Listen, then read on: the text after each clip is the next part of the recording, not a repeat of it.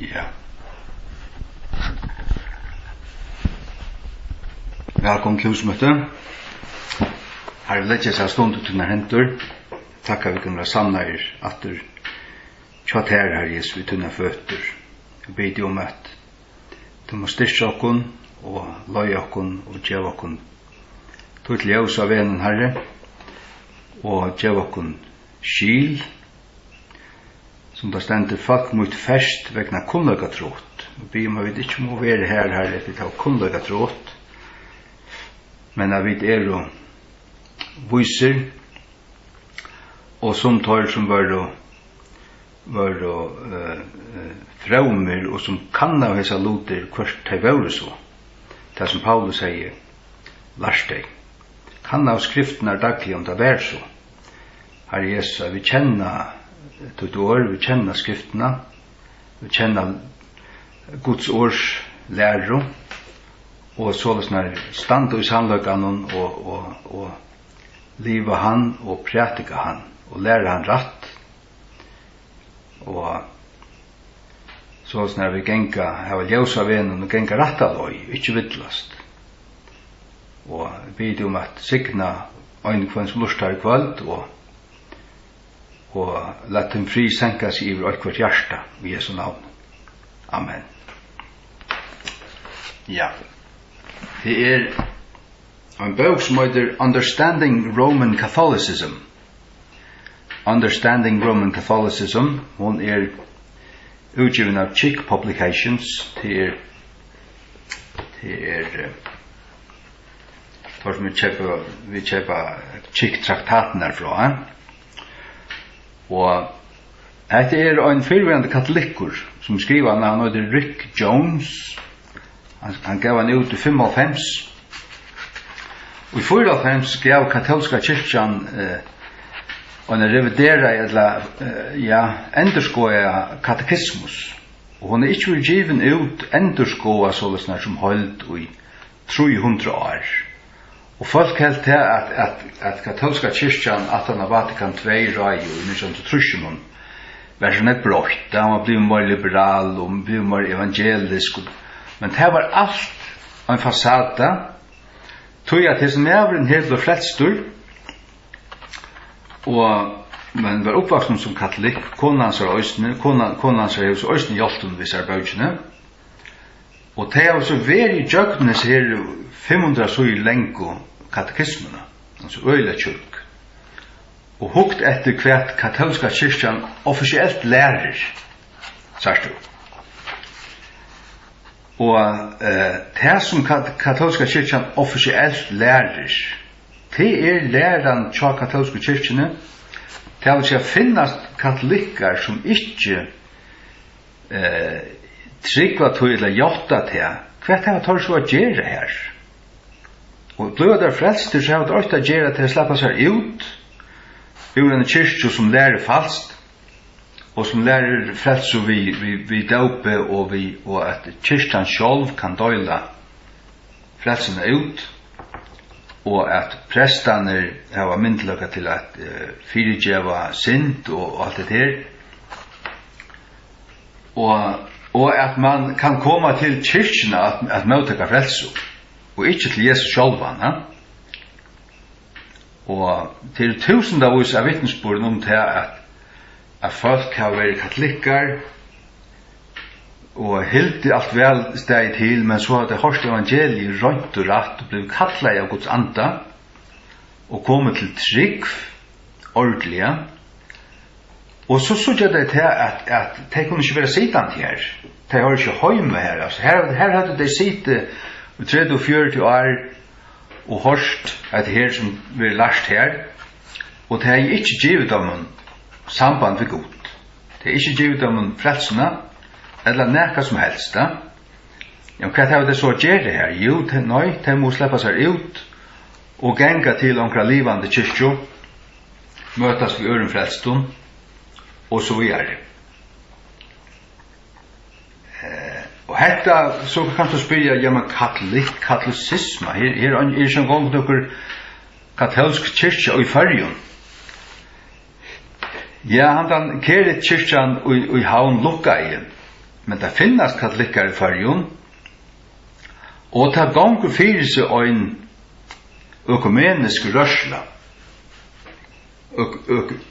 Den økumeniske rørslan vil føre alt under at pavadømme, og to sørst til at nekve løyere innenfor kristenheten i Førjun, begge prester og evangeliske prætikumenn,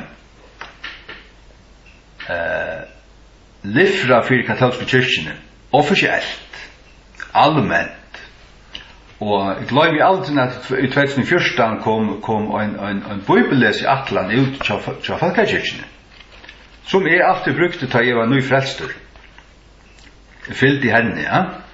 Bibelles i Atlan som kommer ut kvart år, og hvert sted og her, hon var i 2014 var det særlig av henne til at hun var myndprudd, og her stod onkel luttler artikler der grøyner imist, og helten at det var katolsk. Likla Peter og himmel drottningen minnes det. Altså, i munte dotter av reivene. Hvert var løgnderdommeren, hvor var det hent? Jo, tog at du hadde bjøa katolske kyrkjene oppe i bibelfellet. Og det det nok offisielt enn, og katolikkene forsvinner ikke. Men det her det vidt å jeg være vaksen og suttjande og vite hva katolska kyrkjan og hva den lærer. Det ikke den grunn at lutherska kyrkjan, eller lutheranerne og alle protestantene fører ut av katolska kyrkjene ta for 500 år siden. Det var grunner for tog. Tog at tar å bli endurføtter og jøkken evangeliet, jøkken å lese bibelene, og tar seg ut til at katolska kyrkjan tålte slett ikke tar lære og tar bibelsko boan og lære. Tar det ikke gjøre det her, tar måtte føre ut. Og grunnen til at jeg vil snakke om det til at henta bøtjen avdugar til at katolska kyrkjan egentlig ikke flott. Han skriver 36 kapitler i disse bøtjen her, her han samanber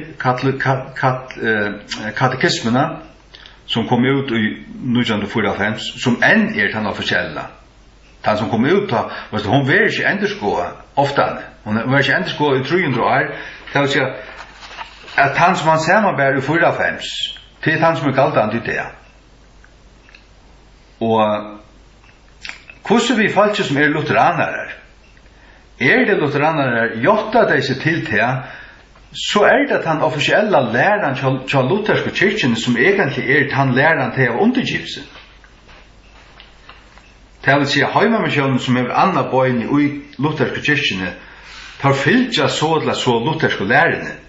Det skyldigt. Men hvert nu katolska kyrkjan? Hvert lærer hun? Og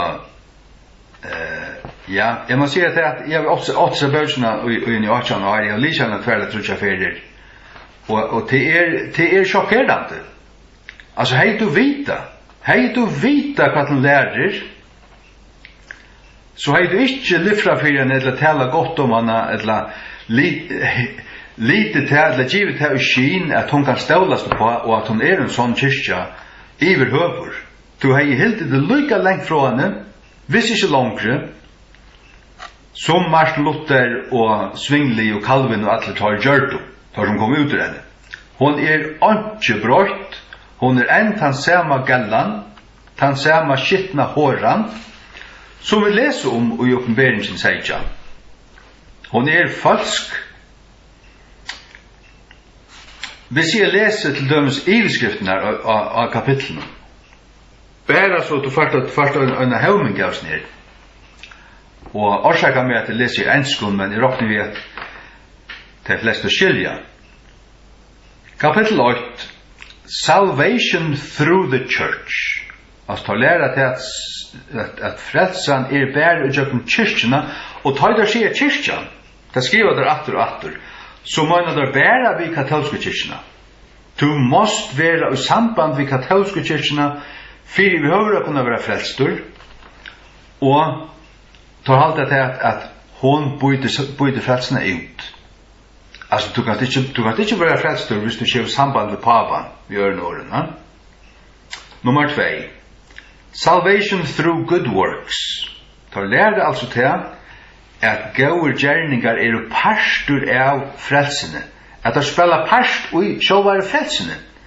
Men vi vet jo til at frelsen nøy vid trygg, og det gode versene frukt av til at du frelstur. Og det vil suttjast til at treet kjennest av sunne frukt. Du vet det? Frukten kommer årsak av hvor du men det betyr ikke at gjøre gode versk for at kunne bli frelstur, eller for å være frelstur. Nummer 3. The church forgives sins. Altså lære til at kyrkjan fyrtjever synder.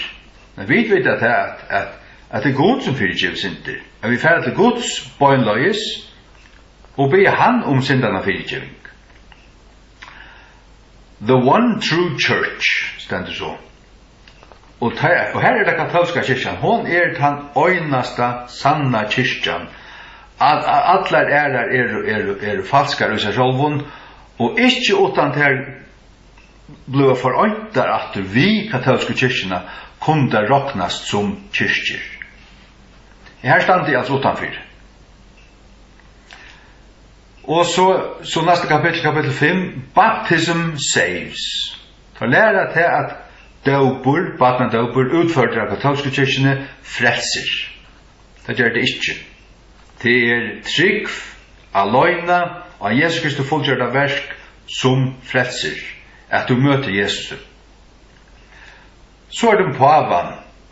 The Pope, the Vicar of Christ. Han vikarer Kristus?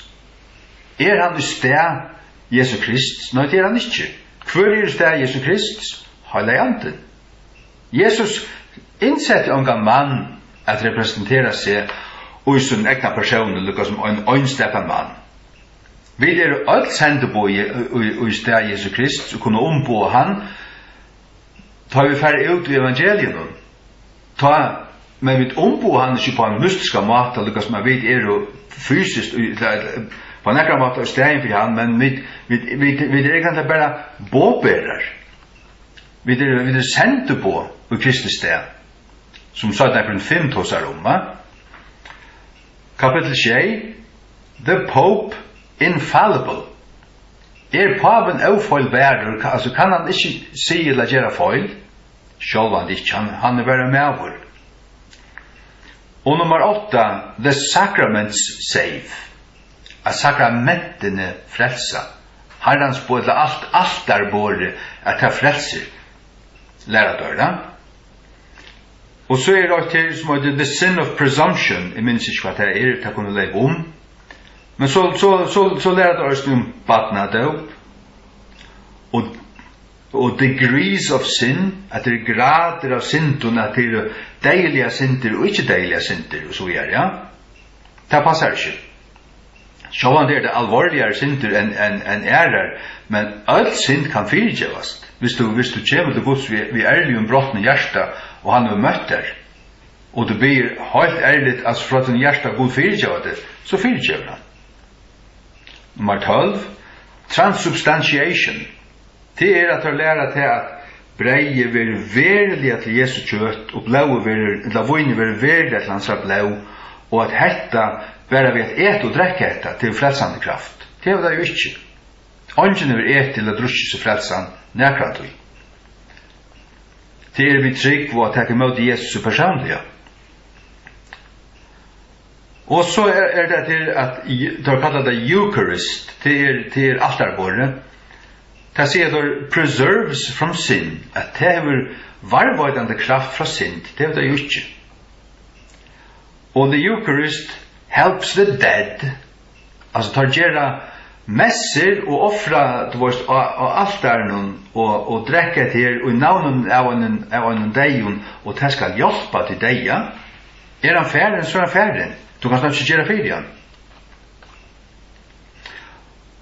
Og kapitel 15, Mary saves. Til lærer det altså. Og han siterar til katekismena ut i kapitlen og løsne at han lærer til at Maria en til øydra av latuine co-redemptrix, la co-redemptrix, det at hon samfrelsare. Samma med Jesus, det passar jo slett ikke. Det dundrande falslæra.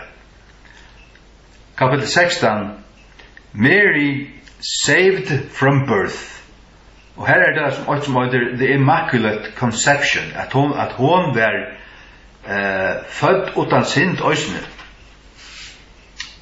Altså, det passer jo slett ikke. Det er en fullstendig av bibelske lærer. Og så lærer der Perpetual Virgin, at Maria var evig jomfru. Det passer jo ikke til hun åtte flere bøten at Jesus, minst 6-8 syskjen åtte Jesus, og til seg, hun kunne ikke være jomfru, til han var en førstefødte, og så åtte hun 6-8 ånder. Kapitel 18, Mary, source of holiness. Source of holiness, det jo ikke. Det Jesus som okkara kjelda til høylaløyga. Han sa, du bare blei. Så det fullt av Marielæren, og alt mulig sakramenter, og at tar sier seg være øynast av kyrkja, og det skal ha samband med kyrkjena for å kunne være frelstor, så vi er. Altså, det bare falslære, om man har falslære, om man har falslære, om man har falslære. Kapitel 9, Mary the Intercessor, tar sier at Maria bier for jokken. Det sier Hebreabrev 8. Hebreabrev sier til at Jesus ganger i forbund for jokken, som høvesprester i himmelen. Ikke et år til at Maria bier for jokken. Og kapitel 20, Mary, recipient of prayer, at hon møter til bøn, og tog be deg til Maria. Og jeg vil se av netten at begge Johannes Paul, Annar,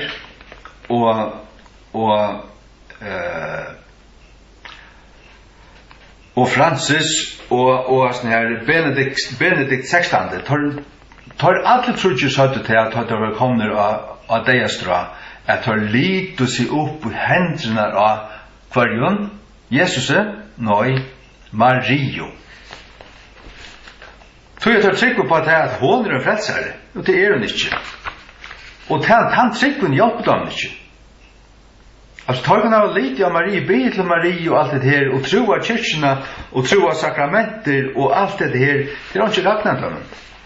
Det først ikke gagnet dem. Kapitel 21, Mary, Queen over all things. For kallar henne himmaldrottning, som Øystein Berger Debes ville lære føringar 2014. Det anstikkelig, det avtaleversberger, og Maria ikke nøkker himmaldrottning. Hvor himmaldrottningen i Bibelene? Det Semiramis, Osiris, det Diana, og hvor det? Det en avgoder, og en høyen avgoder, og atanfyr han stendur, ikke God, og ikke Jesus, men Lucifer. Kapitel 22, The Mass. Det katolske altarbordet, og her tryggvader tog jeg, hvis det en ordinære prester som leser disse messen, at det var så jøgne for at her, nu skal han gjøre hatta, nu skal han offre hatta, nu skal han lytte hatta, hvis han jøgne for at her, så det akkurat, det var akkurat andliga, særlig andliga kraft og sikning og bla bla bla. Og tar sier seg offra, men tar sier det var et avblått offer, men tar sier seg offra Jesus av nudjon, og Bibelen sier at Jesus var offra av øyna for atler, og det ikke noe offer nøyut atna til. Og til det vi talte Herrens bor om, til at vi sitter bare og gledes og fagna tog som han gjør det av krossen og fyrjokken, som vi da finner lot i. Vi etter ikke han. Så det fastlærer 23 til purgatory, kjærselder. Og til lærer der folk halte til at katolska kyrkjan reformerad, og man har lært fra okkur nu har alt finnst Bibelen og alt det her. Hon har ikke flott seg en pinn, tar læra alt det her stadig vekk, og i nødjaste katekismus, det vil si, du en rettsikvande katolikker, så katekisman til at du er trykva, og det som du er hjarta til, og det gjør det egentlig, og tror at det er en av oss bindande myndløk. Hva er bindande myndløk i mine trygg? Det onkur troarjatan, eller onkur bøk, som Luther skriva, eller nekka som helst? Jeg har onka bøk i mer andalega, utan ensko og føresko King James. Det er øynaste bøkene jeg har i meg, som jeg vil undergjava meg, og røyna liv etter, og lære av. Det er altså munnstøva. Vers 24 sier, praying to saints, tar bia til halvdjemene, tar bia til Mario, men så det Sankta Josef og Sankta, jeg vet ikke hvert alt øyter, du kan fære inn i katolska kyrkjer, og så det lukka som sånn kvalv ut i søyen, og kanskje 8 hesemein, 8 heinemein, og så okkur søyerum, her standa øysene, og her standa standmyndir av halvdjemannum, og så offra de typisk de tendra stearinljøs, og så sendte denne bøn til at det er halvdjemennet, og det skal hjelpe dem. Det spiritisme, det høyendømmer, det ikke kristendømmer en gang. Så kunne de kalla det kyrkje alt hva de vilja, og kalla det altar, og ja, men her krossar, ja, men her mynd av Jesus i øysene. Jeg var til dømes i Prag i 2016, vi får inn tverrkatolska kyrkjer, kurser tver, det er særlig andre av dem som minnes, vi så det her til en konsert. Og kyrkjan et navn som omkring katolskan halvdjemenne. Og hun var myndprøyd over det høyla loftet og vegger over underfulla gjerningar som heter halvdjemenne hei gjørst. Jeg løyta om ikke fann Jesus ångstene. Til endan fann jeg han.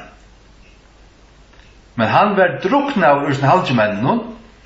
Det var ikke fokus innan han, og selv om det var Maria omstande, hun var nevskjølnigere enn Jesus. Hva er det her for nekka? Hva nytter det? Ikke øytet øynast av Petter. At det er høyendømmer. Så kapitel 25, praying for the dead, ta gjerra dør, og ta finner du ångastand utom ublått skriften, du finner det øynestand i det tverrfyrir i apokryfen, at du sagt til at onker bier fyrir øyne som deier, til å si at det ikke Guds læra, det ikke Guds doktrin at gjøre det, men vi til at tar øyrokna apokryfenar og sinne bøybel og blanda ter bøkene middelen Guds bøkene, så kommer falslære inn. Varst du, reformatørene de første øldene, de første tver øldene, tar høyt vi kvart apokryfiske bøkene i middelen testamentene. Det vil si, inni alls ivlig det sier, her bøker i gamle testamentes, og så stod her atler. Så kom apokryfiske bøkene, og så kom Nya testamentet. Men det vil si at gamle testamentet gamle testamentet. Nya testamentet Nya. Det vil si at apokryfiske bøkene var i middelen vei testamentene, ikke blanda i middelen til høyla bøkene, og tog ikke råkna som høyla skrift. Og vi tog inn det samme til at hvor skulle vi prente til? Hvor skulle vi hava det vi? Det var det som bare gå mot tradisjon. Folk hadde vant seg ved å lese apokryfiske bøkene, men folk leie minni ut der, og råkna der ikke som nekka som helst vært der, og tog droppa man der til sørst. Katolska kyrkjan blandar apokryfiske bøkene i middelen tar utblåst, og så sånn her var tøyr øyn og furs bøker i gamla testamentet, eller i alle bøyblene, jeg minns hvordan jeg var i gamla testamentet, tar øyn og furs i alle bøyblene. Vi av 36, ja. Så kapitel 26 til statues, standmyndir. Tar hava standmyndir og myndir av öllun, og de bia framma fyrdommen, og de knela framma fyrdommen, offra blommer og røygjelse og stearinljøs, og senda bønner til Marie og halvtjemenn og alt det her, til avgodadirska. 26. Konfirmation. Og det brukar lutherska kyrkjan enn, og at læran om det, hon egentlig katolsk. Hva gjør du? Du gjør til at du vil standa vi, tunna badmatrygg og alt det her. Jeg kjenner ikke at det eneste menneske som blir frelst av oss her.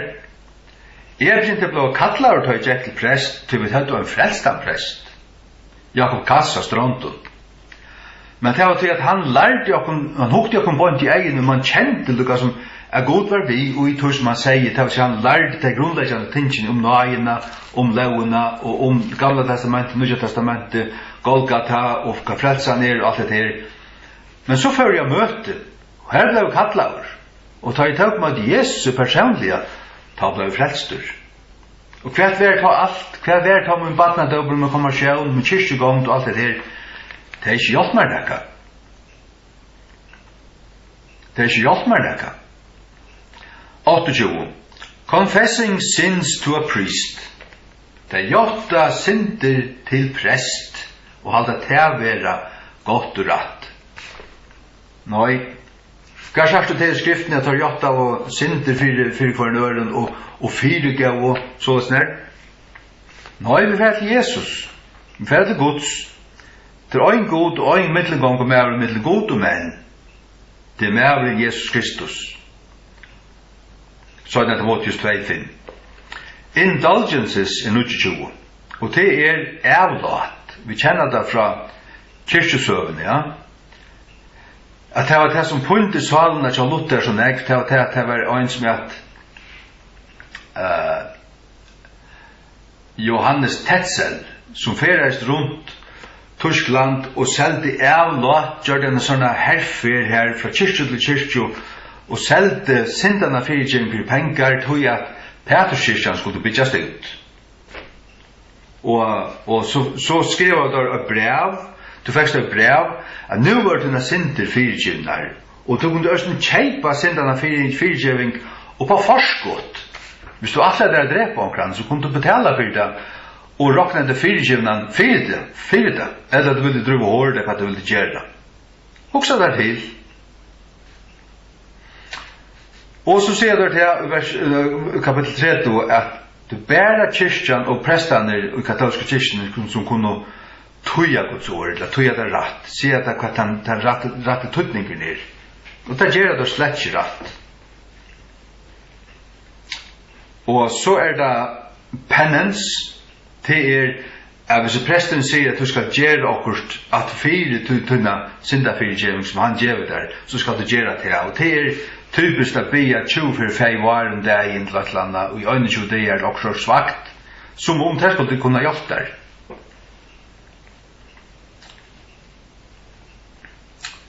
Og så skriver han, could 850 million Catholics be wrong?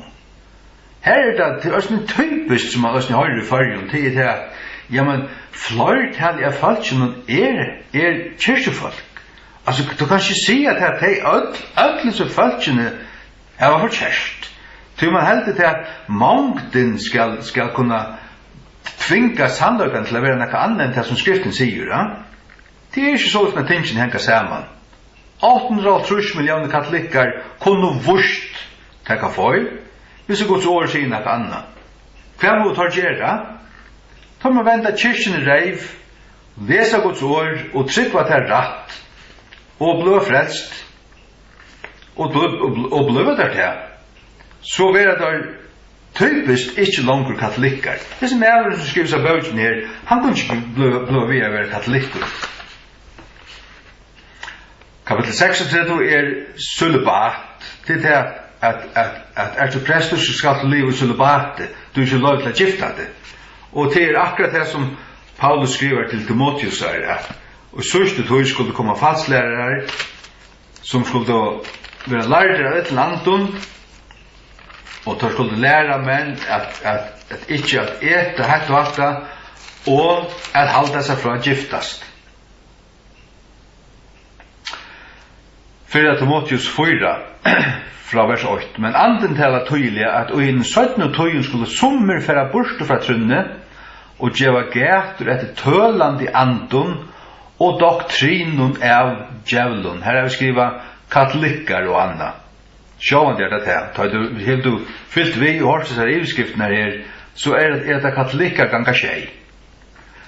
Talande ligner og i hykle, og her var sånne samvisko brennemest av en høytun jatne, som får, det er her var ikke røyna samvisko, som får bjaua et giftast, og bjaua folk at halda seg fra mætun, som god til skapt av vera tikknare med vi takkar vøytan av tøymun i tryggva, og kjenna sannløykan, sier du, vi som tryggva og kjenna sannløykan, vi takkar bare fyrir det, og njóta det. Og vi lukka som Peter og hinner apostlene, så kan øyne tryggvande få seg en kone, øyne om man vil virka for god. Men til lærer katolikker, det kan du ikke.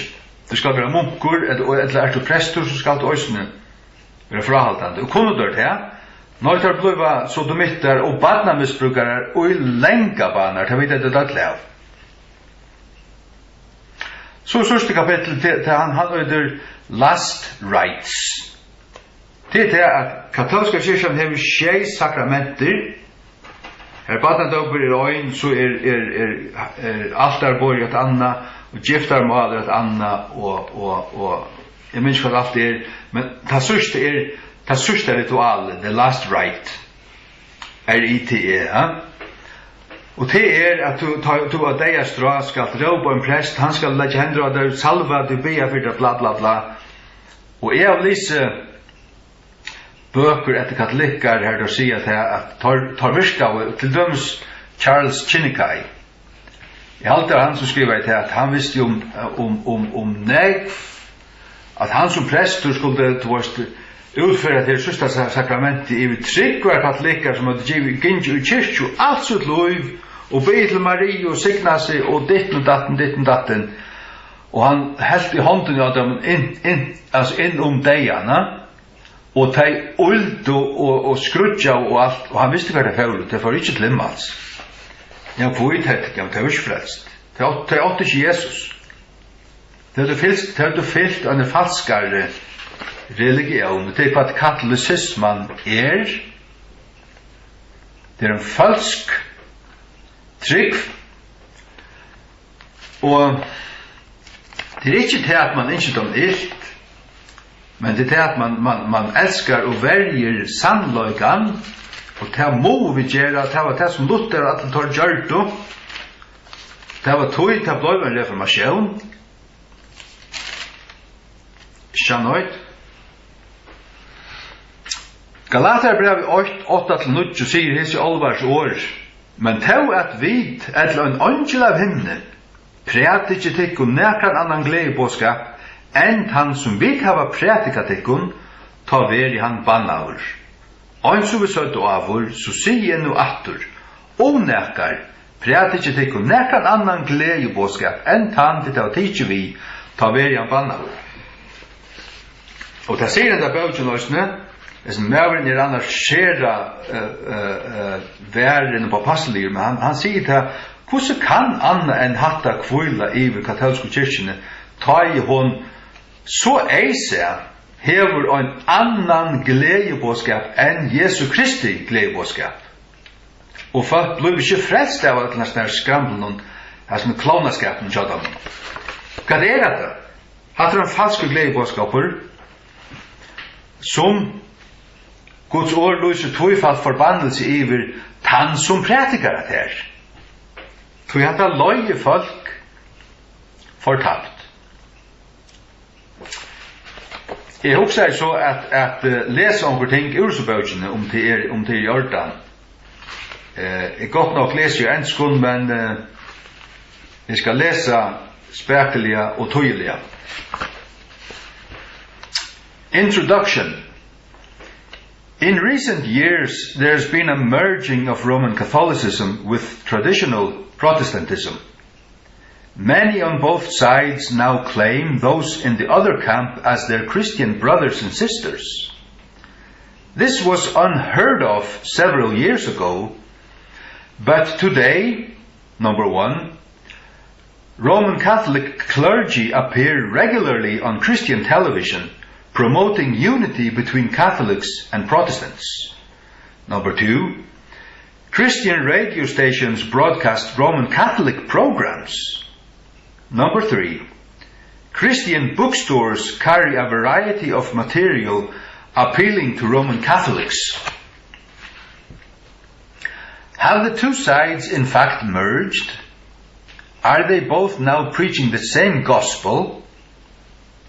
Do both hold the same cardinal doctrines? To discover the answer to these questions, I began an exhaustive study of the 1994 Catechism of the Catholic Church. Using this particular catechism was important for two reasons. This catechism is the official source of all Roman Catholic doctrine. No one can deny that it contains the actual teaching of the Roman Catholic Church. Number two, published in 1994, this is the first new catechism in over 400 years. Therefore, you can be assured that you are reading the current teachings of the Roman Catholic Church, not what it may have taught 400 years ago. In this book, we will examine 37 of the most critical Roman Catholic doctrines, then let the facts speak for themselves. You will not find personal opinions or philosophies presented here. This is strictly a declaration of true Roman Catholic doctrine and how those doctrines compare with the Bible. Han samarbetar allt i skrifterna. You must draw your own conclusions and make your own decisions. Neither is this book of judgment or condemnation.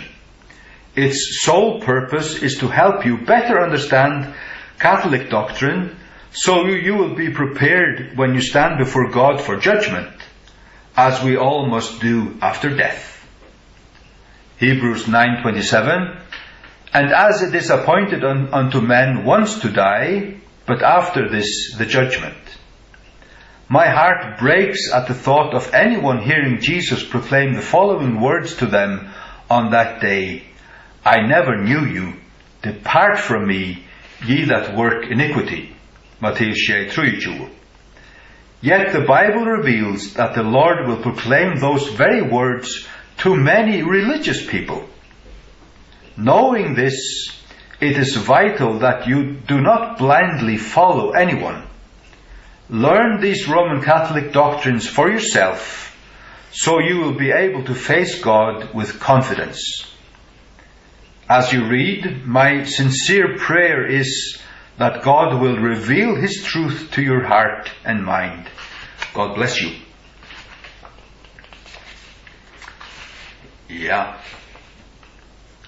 Så skriver han, Who is the final authority? Det lukka som en innløyende kapittel. Hva efste myndeløyge? Hva efste myndeløyge til at her som frelstur, som gyten med gledebådskapen? Det som din pastor sier? Det som lutherska katekismus sier? Så ivist du om du frelstur. Du frelstur, så du gyten av til prætika Guds åren, og så heldur du Bibelna opp som efsta myndeløyga. At det som hon sier til det som God har å sige, ikke det som tradisjon, eller møyningar, eller råd, hava vidtidje, at så og så videre, Men så ikke så katolske kyrkjene. Tar hava trutjar myndeløygar som tar setta jamt vid hver annan. Det la meg lesa. Before we begin our examination of specific Roman Catholic doctrines, we must determine who will be the final authority. Here we encounter our first major discrepancy, okkar størsta frávik eller vandamal. The Bible maintains that it is the one and only final authority, while Catholicism teaches that there are three authorities. The 1994 Catechism of the Catholic Church declares, so citerar við, it is clear therefore that in the supremely wise arrangement of God, sacred tradition, sacred scripture, and the magisterium of the Church are so connected and associated that one of them cannot stand without the others. Tar setta fram trutjar myndløkar, høyla tradisjon, og så skriften, og så magisterium, det som rågene vidtaka, og som vil skriva nyer, som tar kalla dogma, So say that working together, each in its own way, under the action of the Holy Spirit, they all contribute effectively to the salvation of souls. Þetta stendur á síðu 90 og í katekismene, og til stykki 95. According to this passage, the scriptures, church tradition, and the magisterium, the task of giving an authentic interpretation of the Word of God, are all equal in importance. According to Catholic doctrine, church tradition and the magisterium are just as much the Word of God as the written scriptures. Så citerar han 26 i katekismen stykki 41. Sacred scripture is the speech of God as it is put down in writing under the breath of the Holy Spirit. And holy tradition transmits in its entirety the Word of God which has been entrusted to the apostles by Christ the Lord and the Holy Spirit. Tar blanda allt I tradisjon, allt det som kyrkjan har lært nýr, den öldunar som pavan har skriva og allt det her, det lytta der opp av jævnum føtter ved skriftene, og her og i ligger vanten, tog at disse falslærerne så fast inngravnar inn i katolske kyrkjene. Ter ver ikke rudder ut, og han den kyrkjen, hun vil omgang til reformera, hun vil omgang til bror Krist, og det så snart her. Hon skøtjan uppenberingen seitjan, som ræver iver ödlen tjauun, og som ræver iver kongen gjerrarinnar, og hon sitter av skjei fjallun. Og hver fjall det? Det er skjei fjallun i Rom vikta. Her sitter Vatikanet. The obvious question is, what happens when these three final authorities disagree with each other? The Catechism gives this answer. Hva hendur ta Jesu trúgju myndløkaner ausamdir? Katekisman gir hetta svære. The task of giving an authentic interpretation of the Word of God, whether in its written form or in the form of tradition, has been entrusted to the living teaching office of the Church alone. Tells here at mismunur av skriftene og dogma, det som skriva, så det katolske prestarægene som tekkerne nystøva. Ja, hver så hakste myndløgje tar av mittlun? Prestaner. Til at tar sier der hva du skal trykva, og så man gav katolikker som måste være undergiven magisterium. Det det som altså alt disse større prestarægene sier. This means that the task of interpretation has been entrusted to the bishops in communion with the successor of Peter, the Bishop of Rome.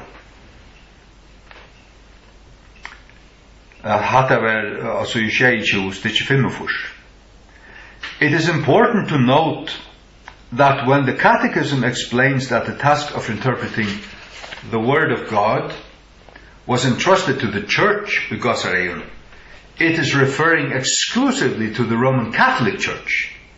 Ta tar sig kyrkjan, så mener det ikke ligange av ödlun kristnun og gjør. Altså, vi er ikke uråkna i, altså. Og leser den der bibeltryggvande, bibelboende møgnehøyter er ikke uråkna i. Nei, det er tøyr. Og du er bare råkna som en sann kristen hvis du undergjøver det pavadømme. Jeg ser av neten at i 2009 for Benedikt 16 en tur til USA, og medan han var her, så var et avvist møte i en større kyrkjo, og atler, og tar kallar det separated brethren, altså atler sjálvstyrande kyrkjur og mønja til var bjauar vi, onkur skulle ombua, det tar hakstu hver skulle ombua sunna kyrkju, og så gingu der stod inn lengar rettju og kom fram fyrir pavan, og tar skulle luta, og kissa hans ring, og alt dette her, luta, han stod her som var konkur, akkurat som, og det var lukka som velkomner atur til maur kyrkjina. Du varst da? Her fer jeg ikke vittikon. Altså aldrin, fyrst kallet dodja, utanfyrir, tog at mot høyt er ikke paven, det er Jesus Kristus. Min erste myndløg er ikke magisterium eller katolsk tradisjon, det er King James Biblian. Det er henne gjev mig under. Og mitt høvur er Jesus Kristus, ikke paven i Rom. Ja.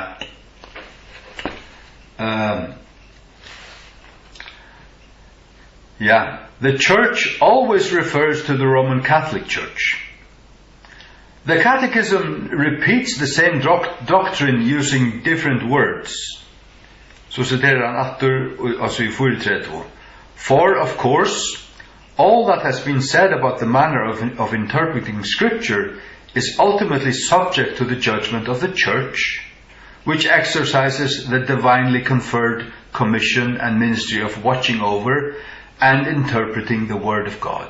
Så vi tar ikke lov til at bare tøya og skilja og lesa Guds ord og teka det for det som det sier. Nei. Vi skulle spyrja hva katolikkane sier, hva tar sier. Det er akkurat som vakttårne, og du kanskje virkjenner at Jehova vittne er en sånn kulta. Det tar stort av en rai i New York, og det er ikke lov til at lesa og skilja Bibelen selv så som Guds ord kan tala til deg. Men det er samme galdende ved katolikkene. Tar jeg helt ikke lov til at lese og skilja Bibelen akkurat som talar. Nei, det er prestene som skulle tøya fyrir dør. Therefore, the Catechism concludes that the one final authority is not the Bible, but the current teaching of the Catholic Church, since she is the only one qualified to provide an authentic interpretation of God's Word. Does the Bible agree? If the Bible, tradition, and the teachings of the Catholic Church are all in fact the Word of God, then the Bible would concur with this teaching. Så er Bibelen vil samtvies av lære, Unfortunately for Catholicism, it does not. In fact, quite the contrary is true. God declares in the Bible that His written word always has been and always will be perfect. Psalm 119, 160, Thy word is true from the beginning, and every one of Thy righteous judgments endureth forever. Psalm 12, 6, The words of the Lord are pure words, as silver tried in a furnace of earth, purified 7 times. Thou shalt keep them, O Lord, Thou shalt preserve them from this generation forever. The Bible boldly declares that it is the only final authority. Johannes 16:16 sier, Sanctify them through Thy truth, Thy word is truth. Det er Guds ord som er sannløgjen, som er Guds myndløgj til alle tøyer. In the book of Revelation, God delivers this blistering warning about tampering with his written word. For I testify unto every man that heareth the words of the prophecy of this book. If any man shall add unto these things, God shall add unto him the plagues that are written in this book. And if any man shall take away from the words of the book of this prophecy, God shall take away his part out of the book of life, and out of the holy city, and from the things which are written in this book. Åpenbaringen 2:28-19. The Apostle Paul advises Bible readers how they should react to those who teach doctrines contrary to God's written word. Rom 16:16-18. Now I beseech you, brethren, mark them which cause divisions and offenses, så stender vi Feidarskrift, contrary to the doctrine which we have learned. Vi skulle sette merke vid høyr som lærer doktriner som motsatt, eller som strøyast vid til lærerne som vi har hørt og lært ur Guds ord, ja. And avoid them, for they that are such serve not our Lord Jesus Christ, but their own belly, and by good words and fair speeches deceive the hearts of the simple. Paul admonishes true believers to avoid anyone who teaches doctrines contrary to the written scriptures. He also reveals the consequences of believing such false doctrines.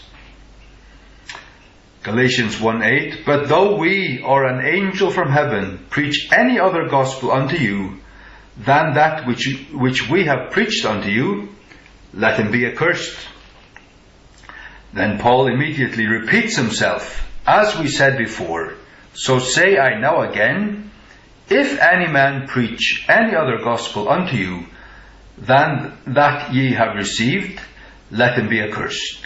Galatians 1:9. Thus, when Catholic doctrine contradicts God's written word, they who side against the Holy Scriptures will be accursed. For katolsk læra motsier Guds høylegar skriva I ordet, så vera tøyr eller tei som taka suju I møte høyla av skriftene, tei vera sjåvande banna. The writer of Proverbs delivers the same stern warning to anyone who would dare change the written word of God. Every word of God is pure. He is a shield unto them that put their trust in him. Add thou not unto his words, lest he reprove thee, and thou be found a liar. Orders 3:5-6. God's word is settled forever. God pronounces that his word was written once and has been forever settled. Forever, O Lord, thy word is settled in heaven.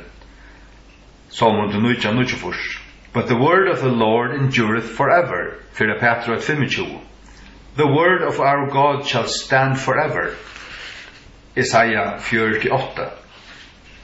Being born again, not of corruptible seed, but of incorruptible, by the word of God, which liveth and abideth forever. 1 Petrus 3:20. God's word is perfect. God's word cannot change because it's perfect just the way it is. The law of the Lord is perfect, converting the soul. Psalm 19:6. Catholicism claims that only the leadership of the Catholic Church can properly interpret the written word, but the Bible disagrees. Og 17 Petrus 1:21 stendur, no prophecy of the Scripture is of any private interpretation. For the prophecy came not in old time by the will of man, but holy men of God spake as they were moved by the Holy Ghost. Where does God want people to obtain their doctrine? From a priest or from the Bible? Og 2 Timotheus 3:16 stendur, all scripture is given by inspiration of God and is profitable for, doctrine. Det fra skriftene vi får okra læro, ikke fra prestun og ravun og tradisjon. bæra fra skriftene. Tøy gjør det mening at tusen tryggvande leser Bibelna mer enn nekre æra bøk, og doer Bibelna. Hva skal du fære av Bibelskola og tjei år til og lærer tja kyrkjeratningen, og for at menn hava skriva, og for at menn hava lært og læra? Hvor vil du ikke bare lære, eller bare lese Guds bøk, og lære på at Gud lærer? Lær det Guds lærer. Lær det Guds doktrino. Her kanst du ved at studere og studere og studere, lese Guds ord, lese Guds ord, lese Guds ord, kvantan øynast av det, og kjenne Bibelene. Les du nekve Bibelen i alt ditt liv, så kommer du å kjenne Bibelene. Så er du ikke av Bibelskolen til god i å holde andan. Det aulyga bedre. Aulyga bedre enn nekkar prestaskole i Danmark, kan du bare si det.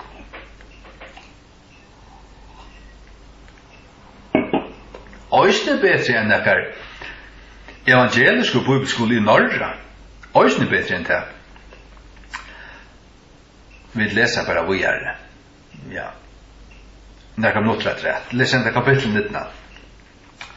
Paul is not alluding to the magisterium or church tradition here, because the previous verse reads, "And that from a child thou hast known the Holy Scriptures, which are able to make thee wise unto salvation through faith, which is in Christ Jesus."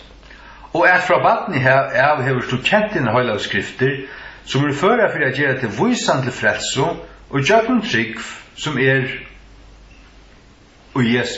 av Jesus Krist. Så er det Timotheus 3:15.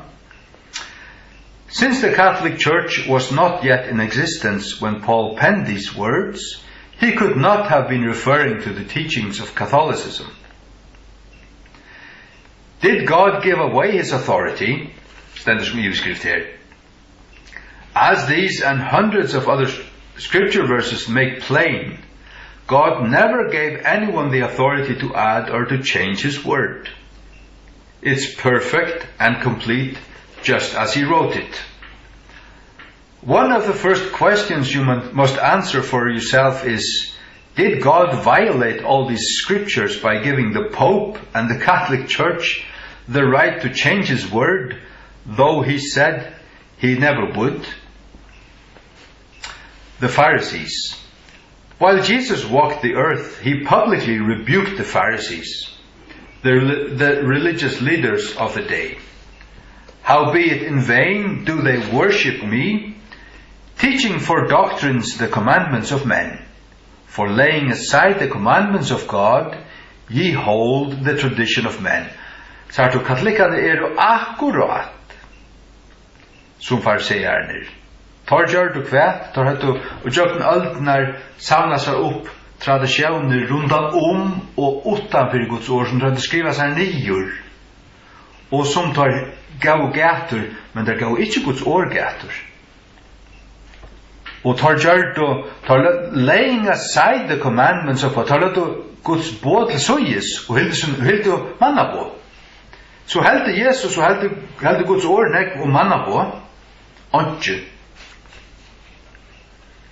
Så katolska kyrkja aldøyles og i en feilstøv og i snær. Jesus was upset that the Pharisees had elevated their tradition above God's word, because he knows that the word of God leads people to eternal life, while the traditions of men lead people to eternal destruction. Though these religious leaders obeyed all the rules of their religion, look what Jesus said awaited them. Hikk what Jesus sier Victor, boja I etterdagene. Ye serpents, ye generation of vipers, how can ye escape the damnation of hell? Mattheus 3:3. When the Pharisees asked Jesus why his disciples transgressed the traditions of the elders, Jesus answered them with a question of his own. Why do ye also transgress the commandments of God by your tradition? Hvor misbrød at hit Guds bo, vi sier tikkara. Tog jag tar tråka av Guds bo av vi som säger. Tar gå och säga större gator än Guds år. Matteus 15:3. Jesus always elevated the scriptures above traditions. Jesus answered and said unto them, Ye do err, not knowing the scriptures, nor the power of God. Till för skoiver, vi tar till inte känna skrifterna och helde Guds mått. Matteus 2:20. God's unchanging word has always been the final authority, never the traditions of men. Colossians 2:8. Beware lest any man spoil you through philosophy and vain deceit, after the tradition of men, after the rudiments of the world, and not after Christ. Gjev gator, eller vi varnir, at ongen spytletikun tjokken hausbetje og tøma vittlo. Etter sige manna og etter, lett man lesa det her, Kolossebrevet 2:8. Kolossebrevet 2:8. Det suja 241. Kolossebrevet 2:8. Vær tikkun at ikkje nekkar herrtækje tikkun og jøgnun heimsbetje og fafongda vittlo. Etter manna sige, sagt du, manna sige, etter badna lærdommen heimsins, og ikkje etter Kristi. Ja, hvert etter Kristi? Det å fylgja Kristi åre. Det ikkje bare det som Kristus sier i evangelium, men det som Kristus vi andasøynen hever givet i apostlensøynen, og som tar å skriva nye til okkara, og som god hever givet okkara og i Nya Testamentet. Det alt etter Kristi. Christians in New Testament times knew what the final authority was. Gjerninger Apostlene 16:11. These were more noble than those in Thessalonica, in that they received the word of God, received the word, with all readiness of mind, and searched the scriptures daily, whether those things were so. For kanna skriftene dagliga, kanna det det var satt som Paulus er prætika. Det hadde bare Gamla testamentet, men det kunne finne det out i her. To determine if what they had heard was true, these people went to the final authority, the written scriptures. Jesus says of his words, Johannes 1:3-4, If a man love me, he will keep my words, and my Father will love him, and we will come unto him, and make our abode with him. He that loveth me not, keepeth not my sayings. Consider these words from the Apostle Paul. 1 Thessalonians 2:13. For this cause also thank we God without ceasing, because when ye received the word of God, which ye heard of us, ye received it not as the word of men, but as it is in truth the word of God. Tar prætika Guds ord til folk, og tar tøk møtet det som slukt, og til det som god til giv okkur. Nu kanonen, eller kanonske bøkene til Nya Testamentet lukka, og ikke leksta trætt, og han sier hva katolikker skriva, det lukka, ikke det god ikke kan gjøre en bo, vi har andan, han kan gjøre okkur vær og vi ting, og så videre, men det ikke nødt oppenbering, frelsen og alt nøyen evangeliet, det alt givet okkur, det er lekst ikke trætt. Og det er evangeliet vi tar i skriftene som vi prætika, og vi brøyter ikke. When Paul preached the word of God to these people, it was not Catholic doctrine, because Catholicism didn't exist yet. Conclusion. God doesn't change. Malachi 3:6. Because he is perfect. His son Jesus doesn't change. Hebrews 13:8. Because he is perfect. Why then should God's perfect word keep changing? Hver det høyre hava myndløk til å brøyta nek som helst? Og veist du hva? I en katolskare bøybel har der brøtt Guds tødje på. Tar av fjerna på nummer 2, som til at du skal ikke bøtja det nye for noen avmynd eller noen lydje av goddøvnen i erva, av god i erva, eller noen ting å gjøre til høyre. Til bøy har det fjerna, og så døyler det på nummer 2 i 2. Tøy jo alt bøyene forskåten. Hva det fjerna da? Tøy at det essensen i katolisismen til tilbyan av standmynden av Marie og alt det her, at det er stund i hål og alt det her tilbyan hvis det slapper standa, så er det brøtt Guds ord. As you read the remainder of this book, you will be forced to decide which you believe is the final authority, God's written word or the teachings and the traditions of the Catholic Church. Your decision will become critical as you discover that God's word and the teachings of Catholicism are diametrically opposed on every doctrine we will examine. Hans nystøv han at lærerne i katolske katekismene og lærerne i Guds ord diametrically opposed, det vil si det motsetninger. 100 grader motsatt. Det point imot for nøren. Men hva er så rett? Bibelen er rett, Guds ord er rett. Hva er så at han katolska kyrkjan for nekka? Kyrkja antikrists. Paven antikrist. Katolske gledebådskapen forbanneligur. Han en falsk gledebådskaper som ikke frelser øyna kleiva gjør. Og det gjør alt av våre helder ikke i luthersk kyrkjon og tekker såkalt av sakramenter eller nekka som helst. Mennesker må høre evangeliet prætika og en kallande hått således at de vera bjaua til at de møte Jesusen personliga og gledebådskapen boa over at Jesus gjør det alt fire på krossen og til vi at komme til hans herre og tekke møte til hans herre frelse og gav av trygg og at tekke møte honom som sin personliga frelsere. Så det til som millioner, ja faktisk millioner av folk kan ha erfærere og gjør togene, og nå gjør det altså også nå gjør det til millioner frelst. Og de sier ikke at de blir frelst i sakramenten eller pressens hånd eller nøkken som helst til gjøkken at høyre evangeliet. Eller lese det. Will you side with the words of God or with the traditions of men?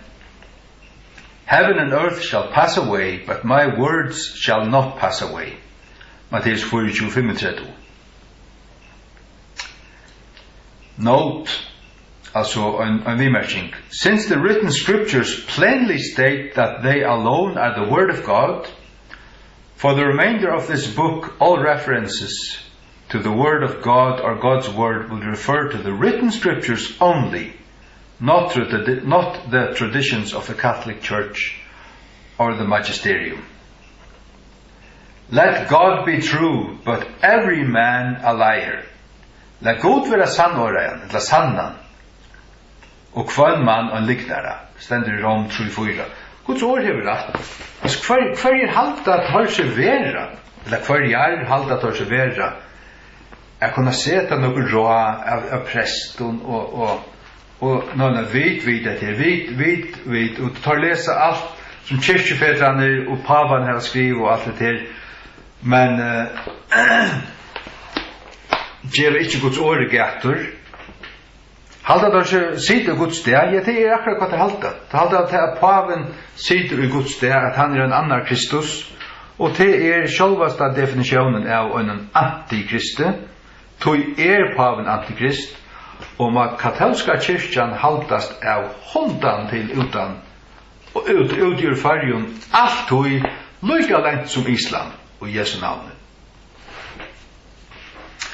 Herre, takk for dessa stund. Takk for at du gir jokken til sjálvan og til et år, til en heilig anda, og sannløygan, Herre, og takk for at vi lever og tog reformera ja parten av hjørne som vi så sikna og godt av være her. Tog det nekta besta sted å gjøre at være ui, og tog alt komme her til. Men her bedt om at varvåt dette land okkara, varvåt dette Kristi, her er mektige vetjingar gynnt fyrir seg, og her er nekv evangelisk frelst tryggvande folk i sin landen. Jeg bedt om fyrdom her at de må være ikke være tidsen av fauton, men at de må være suttjande. Ikke fyllt som blind og presten og baptista prætikomannen. Hva så øyta store kanonen som sier seg be om at katolikkene må få en gav nudjan pava. Han vet at nekka som helst, han har hatt lyset nekka som helst, så han vet at protestantisk læra siste 500 år har vært til at paven er antikrist. Og han kjent, han har hatt lyset seg bøkken her om ikke annet, så han vet at disse falslærerne så katolske kyrkjene, man kan ikke be om at katolikker skulle få en gav antikrist. Han kan ikke være annet enn en vittløyere. Han sitter som konkur og en fjallig av falslærer og en fjallig av falskum kristendømme. Så Pauli han gjorde skamma det av og vende om. Og i Jesu navn. Amen.